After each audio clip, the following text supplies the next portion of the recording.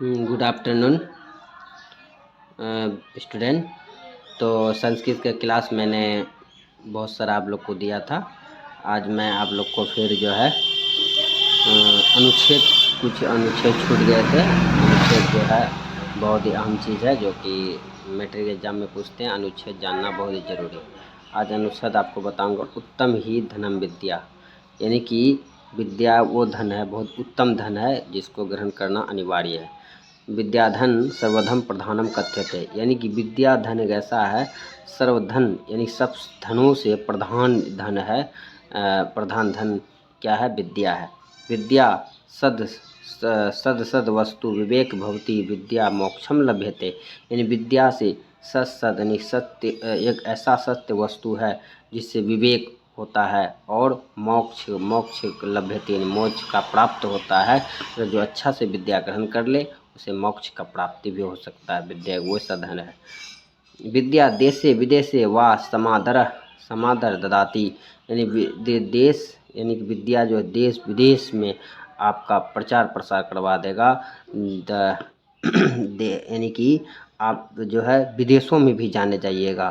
जो एक दूसरा लाइन ये है, बहुत इम्पोर्टेंट लाइन है, ध्यान दीजिएगा। विद्या राजसु पूजते विद्या धनम धनाने वर्धते, यानी कि विद्या एक ऐसा है जो कि राज भर में पूजा होते हैं। विद्या धनम धनाने वर्धते, विद्या एक ऐसा धन है जो धन यानी कि दान देने वाली चीज़ है।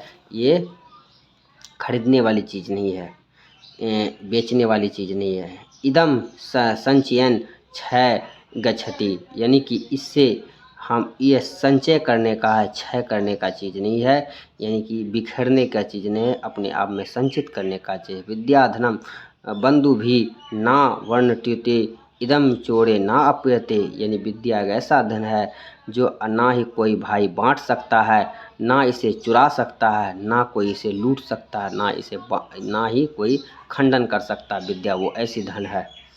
विद्या जनः एक लोके परम लोके च सोख्यम अपवंती, यानी विद्या ऐसा है लोगों को एक लोक से परलोक तक सुख प्रदान करता है, सुख मिलता है। एक लोक से इस लोक से परलोक में भी सिधार जाइएगा तो वहाँ भी सुख प्रदान करता है। विद्या वैसी धन है। अस्मा भी विद्या अर्जनी, यानी इसीलिए हम सबों को विद्या अर्जन करना चाहिए, विद्या ग्रहण करना चाहिए, है ना। एक श्लोक और भी कहा गया है कि राजा पूजनम राजभरम ज्ञान पूजनम सर्वत्र, यानी ज्ञान की पूजा हर जगह होती।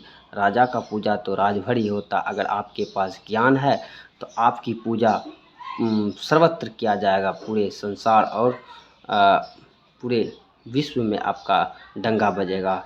इसलिए भाइयों बहनों, विद्या को ग्रहण करिए। विद्या ऐसी वस्तु है जिसे आपका कोई भी बांट नहीं सकता, ना कोई छीन सकता है, ना कोई लूट सकता है।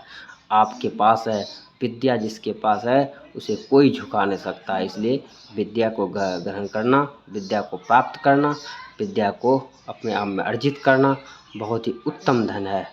चलिए, इन्हीं के साथ उत्तम ही धनम विद्या समाप्त हुआ। इसे आप लोग अच्छे तरीके से समझ गए होंगे और इसे अच्छे तरीक़े से याद कर लेंगे तो आपको जो है बहुत अच्छे से आप लिख सकते हैं। सिर्फ पॉइंट याद रखिएगा, समझ जाइएगा क्या कह रहा है। दान देने वाली चीज़ है, क्षय नहीं करने वाला, बांटने वाली चीज़ नहीं है। ये परलोक के सुख मिलते हैं। समादर हर जगह पूजनीय, देश विदेशों में राजा भी पूजे जाते हैं। इससे अच्छा विवेक और मोक्ष को प्राप्ति होता है। यह सबसे उत्तम धन है। चलिए, इन्हीं के साथ विद्या धनम खत्म हुआ। फिर दूसरा हम लोग अभी चर्चा करेंगे। चलिए, नेक्स्ट आते हैं हम लोग विज्ञान आप लोग पढ़े होंगे ना।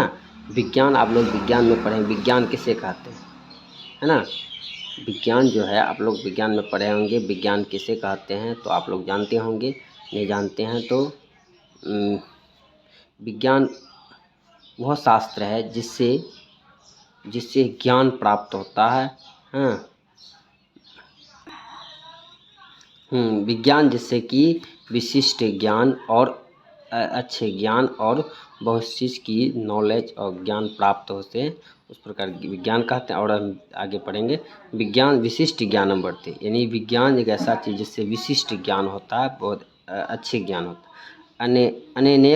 अनेनेव अध विविधानि चमत्कारिणी पुराणी वस्तुनु अविष्ट आविष्कृतानि संति, यानी कि इससे आप विज्ञान से विभिन्न प्रकार का चमत्कार को आप ला सकते हैं। बहुत सारे वस्तु का भी आप आविष्कार कर सकते हैं विज्ञान का अगर आपके पास ज्ञान है तो। अध विज्ञानस्य चमत्कार सर्वत्र आश्चर्यानि दृश्यन्ते, यानी आज जो है विज्ञान का बहुत सारे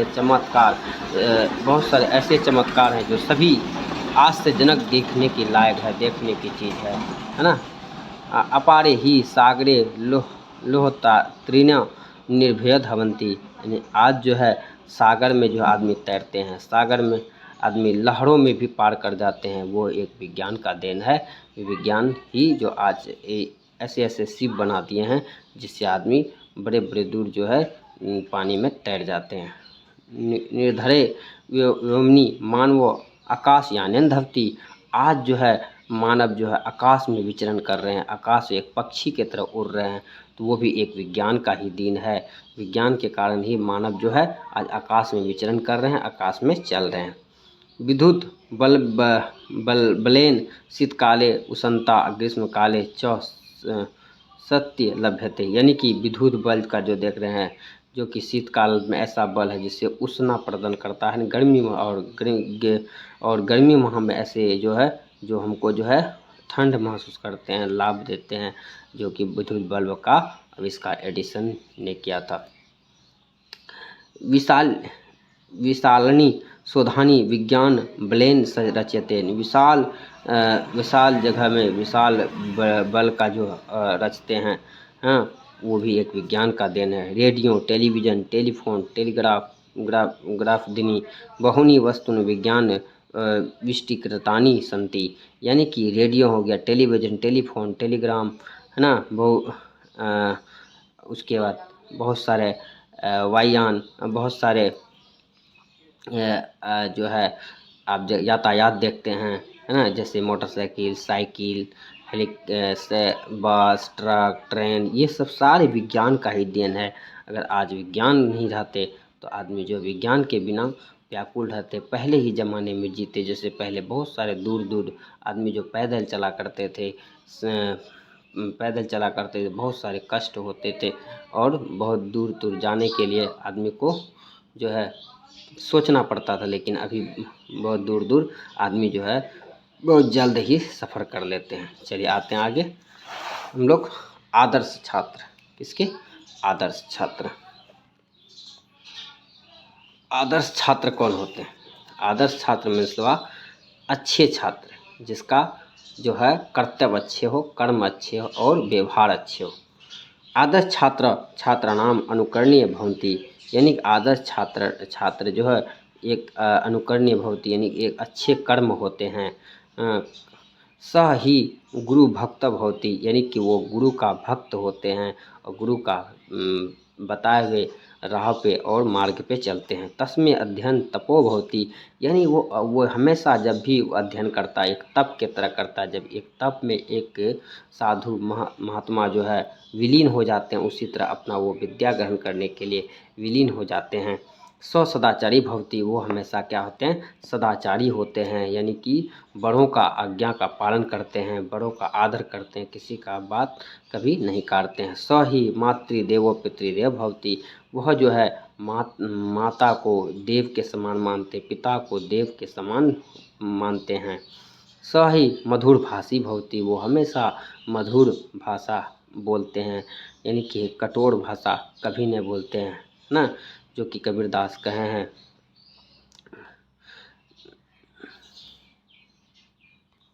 जो कबीरदास बोले हैं, मीठी वाणी बोलिए मन का आपा खोए, औरन को शीतल करो अपहु शीतल हो। यानी कहने का तात्पर्य है कि आप ऐसा वाणी बोलिए, आप दूसरे को मत कहिए वो क्या बोल रहा, वो क्या कर रहा। यानी कि मीठी वाणी बोलिए मन का आपा खोए, औरन को शीतल करो अपहु शीतल हो। यानी कि कि दूसरे को शीतल मत कीजिए, आप अपने आप को शीतल होइए। हाँ, तो खुद दूसरा आपका देख के शीतल हो जाएंगे, आपका देख के वो सुधर जाएंगे। ठीक है, चलिए। आदर्श छात्र गृहकर्म अपि सो सो सत्याह हम करोति, यानी कि जो है आदर्श छात्र जो होता है वो घर का कार्य भी वो समय बचा के कर लेते हैं और अपना कार्य समझ के वो कार्य करते हैं। सौ कदापि असत्य ना वदति, वो कभी असत्य नहीं बोलते, हमेशा सत्य की मार्ग पे और सत्य के राह पे चलते हैं। एक दिन उसी का जीत होती है और वह जो अपने कर्म के कारण वो एक दिन महान बन जाते हैं। इसलिए हर विद्यार्थी को जो है सत्य बोलना चाहिए, असत्य की मार्ग को अपनाना चाहिए और हमेशा अपने गुरु का पालन करना चाहिए और माता पिता का आदर करना चाहिए, सम्मान करना चाहिए। चलिए, ये आदर्श छात्र का परिभाषा था, आदर्श छात्र का एक अनुच्छेद था, लेख था, जिस पे आप लोग लिख लेंगे तो 7 नंबर का आता भाई, ये ध्यान से आप लोग पढ़ेंगे। चलिए नेक्स्ट आते हैं, व्यायाम। व्यायाम तो आप लोग करते होंगे, समझते होंगे व्यायाम किसे कहते हैं, है ना। व्यायाम जो है, व्यायाम मीन्स क्या होता है, यानी एक्सरसाइज। इंग्लिश में हम लोग क्या बोलते हैं, एक्सरसाइज। व्यायाम का इंग्लिश क्या होता है, एक्सरसाइज। व्यायाम मानव के लिए बहुत ही अनिवार्य है। जो व्यक्ति अगर व्यायाम करते हैं हमेशा, तो उसके शरीर हमेशा क्या होते हैं, स्वस्थ होते हैं। देखिए, भ्रमणो धावनो क्रीडानधिभम शरीरम श्रांतकरणम व्यायाम कथ्यते, यानी आप जो घूमते हैं, दौड़ते हैं, खेलते हैं, इससे शरीर को क्या मिलता है, श्रांतकरण, यानी कि इससे शरीर को एक शांति और शरीर को स्वस्थ प्रदान करता है और शरीर हमेशा हस्त पुष्ट होते हैं, उसी को हम व्यायाम कहते हैं। व्यायाम नित्य करणीय भवन्ति, व्यायाम नित्य यानी कि प्रतिदिन करना चाहिए। अस्य नित्यानुष्ठानेन छत्राणि पुष्टानि भवन्ति, यानी कि जो है छात्राणि होगा, ठीक है, यानी कि जो है जो छात्र जो है नृत्य करते हैं, यानी डांस करते हैं, वो भी एक प्रकार का क्या है, वो भी एक व्यायाम है। उससे भी शरीर जो है तंदुरुस्त होते हैं। शरीरे द्रुत रक्त संचार भवति, इससे शरीर का रक्त जो है, खून जो है हमेशा संचार रहते हैं, हमेशा चलते रहते हैं, कभी किसी चीज़ का दिक्कत नहीं होता, कभी उसको ब्लड का प्रॉब्लम नहीं होते हैं। प्रस्वधे शरीरात आम्यम विष च निर्गछन्ति, यानी कि शरीर हमेशा उसका क्या होते हैं, विष से बचा हुआ रहता है, हमेशा उसका शरीर यानी कि बीमारी से दूर रहते। अनेन पावन कर्मम अपि सम्यक भवन्ति, यानी कि वो जो हमेशा पावन कर्म, अच्छे कर्म करते हैं, सम्यक रहते हैं, उसका हमेशा बुद्धि अच्छे होते हैं। व्यवहित व्यायामो यथेव अस्वस्थ प्रदान भवति, अगर आप जो है डेली प्रतिदिन व्यायाम करते हैं, जैसे में आपका शरीर क्या होगा, अस्वस्थ होगा और हमेशा आप शांति प्रदान करेंगे और अच्छे महसूस करेंगे। तदेव अविहित व्यायाम स्वास्थ्य कार्य भवति, यानी कि अगर आप डेली प्रतिदिन अगर व्यायाम करते हैं तो आपका स्वास्थ्य अच्छे होंगे, आप हमेशा हष्ट पुष्ट और तंदुरुस्त रहेंगे, आपको बीमारी जो है जल्द, आप कभी भी बीमारी नहीं पकड़ेगा। स्वस्थ शरीर एवं स्वस्थ मस्तिष्क भवति, यानी कि आपका शरीर अगर स्वस्थ होंगे, आपका मस्तिष्क भी स्वस्थ होंगे और आपका बुद्धि भी स्वस्थ होंगे और आप अच्छे महसूस करेंगे। हमेशा आप जो है अपने आप में आनंद महसूस करेंगे। हमेशा आप जो आपको कोई भी चीज़ या कोई भी बात जो तुरंत ग्रहण हो जाएगा, आपकी बुद्धि विकसित हो जाएंगे। आप जो है आप जो आपके शरीर में हमेशा फुर्ती रहेगा, आपको हर काम में, हर चीज़ में मन लगेगा, क्योंकि आपका शरीर स्वस्थ है ना। सबसे बड़ी धन क्या आदमी का स्वास्थ्य है ना। आपके पास बहुत धन है, बहुत रुपया पैसा, अगर स्वास्थ्य सही नहीं है तो आप धन रह के भी आप क्या हैं, एक प्रकार का आप निर्धन है। इसलिए स्वस्थ रहना अनिवार्य है। दोस्तों, ये भी समझ में आ गया, इसको लिख लीजिएगा और अच्छे तरीके से समझ जाइएगा। इसी प्रकार आपको संस्कृत में लिखना है। चलिए नेक्स्ट आते हैं हम लोग होलिका उत्सव, यानी कि होली का त्यौहार। होली का उत्सव यानी होली का त्यौहार। होली का त्यौहार हम लोग कैसे मनाते हैं, किस प्रकार मनाते हैं, किस तरह हिंदू धर्म में होली जो है बहुत ही अच्छा पर्व है, वो भी आदमी धूमधाम से मनाते हैं। अस्माकं देश अनेक उत्सव भवन्ति, हमारे देश में अनेक उत्सव मनाए जाते हैं, अनेक पर्व त्यौहार मनाए जाते हैं। तेसु होलिका उत्सव उत्साहवर्धनम भवति, यानी होली जो है बहुत ही उत्साहपूर्वक यानी कि बहुत ही वो खुशियों के साथ मनाते हैं। अयम उत्सव वसंते भवति, यानी कि यह उत्सव जो है वसंत ऋतु के ठीक बाद आते हैं। फागुन पूर्णिमामय होलिका दहन भवति, फागुन के पूर्णिमा में जो होलिका का दहन होता है, ठीक है। होलिका व वसना प्रतिमूर्ति हिरण्यकश्यपो भागनी आसीत, यानी होलिका जो था कौन था, हिरण्यकश्यप का बहन था, जो कि वो भक्त प्रहलाद को मारने के लिए एक संयम रचा था कि होलिका को एक भगवान का वरदान दिया हुआ था कि आप जो है कभी भी दहन में यानी कि ज्वाला में या आग में नहीं जलोगे। हाँ, लेकिन भगवान यह वरदान उसको नहीं दिया था कि तुम सत्य को लेके जाओगे तो नहीं जलोगे। उसे ये कहा था कि असत्य के लेके जाओगे तो आप असत्य जल जाएगा और आप बच जाओगे। लेकिन भक्त प्रहलाद तो सत्य थे, हाँ, जिस कारण से वो होलिका उसको अपनी गोद में लेके बैठते हैं। होलिका जल जाती है और भक्त प्रहलाद बच जाते हैं। उसी खुशी से उसी दिन से हम लोग जो है सभी होली मनाते हैं। तो आते हैं इसके अस्याम एव रात्रे तस्या दाह भवति, उसी शाम को रात को जो है क्या करते हैं, होलिका का दहन करते हैं और हम लोग होली मनाते हैं। तस्या एवं प्रत्यय अश्लील शब्द युतानी गीतानी गायंती, यानी कि ये कहीं कहीं जो है अश्लील शब्द का प्रयोग करके भी गीत गाते हैं और सभी एक दूसरे को गुलाल लगाते हैं और सभी रंग भी खेलते हैं और सभी बहुत ही आनंदमय होते हैं उस दिन। चैत्र कृष्ण प्रतिपादय ऐसा वसंतोत्सव भवति, यानी कि यह वसंत के चैत्र माह के मनाए जाते हैं और होलिका बहुत ही आनंदमय। और उस दिन सभी के घर में जो है नए नए पकवान और अच्छे भोजन बनते हैं। सभी एक दूसरे दोस्तों के यहाँ जाते हैं और वहाँ जाके मिलजुल के सभी जो है होली मनाते हैं। होली का त्यौहार सबको आनंदमय कर देता है और सभी उस दिन बहुत खुश होते हैं। सभी दोस्त सभी भाई बहन एक दूसरे को गुलाल लगाते हैं और सभी दूसरे के गले मिलते हैं और खुशी के साथ होली मनाते हैं। चलिए होली का उत्सव भी हो गया। अब आई होप ये भी समझ गए होंगे मेरे ख्याल से। तो आपको जो है इसको लिख लेना है और अपनी कॉपी में छाप के उतार के इसे याद कर लेना भाई। अगर इस कहानी को याद रखेंगे तो आप बना के लिख सकते हैं, कोई बड़ी चीज़ नहीं है आपके लिए, ठीक है। कि करने वाले के लिए कोई भी चीज़ भारी नहीं होता, नहीं करने वाले के लिए हर एक चीज़ भारी होता है। चलिए इन्हीं शब्दों के साथ मैं अपने विराम देता हूँ और जाते जाते कहना चाहता हूँ पूरी वीडियो को देखिए और अच्छे से समझिए और मेरी वीडियो को लाइक कीजिए, सब्सक्राइब कीजिए और दोस्तों को भी शेयर कीजिए।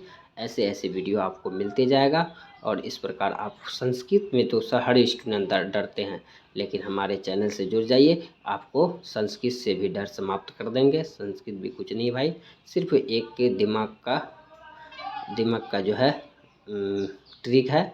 आप ट्रिक को ध्यान से देखिए। संस्कृत भी आपको एक दिन बहुत ही आसान लगने लगेगा। संस्कृत बहुत ही आसान सब्जेक्ट है, लेकिन उसे संस्कृत का मतलब संस्कार, अपने आप में संस्कार लाइए और संस्कार के साथ पढ़िए, संस्कार लाइए। और संस्कृत जब भी पढ़ते हैं आप बोल के और अच्छे से उच्चारण के साथ पढ़िए, आपको मैं दावे के साथ कहता हूँ कोई भी चीज़ याद हो जाएगा।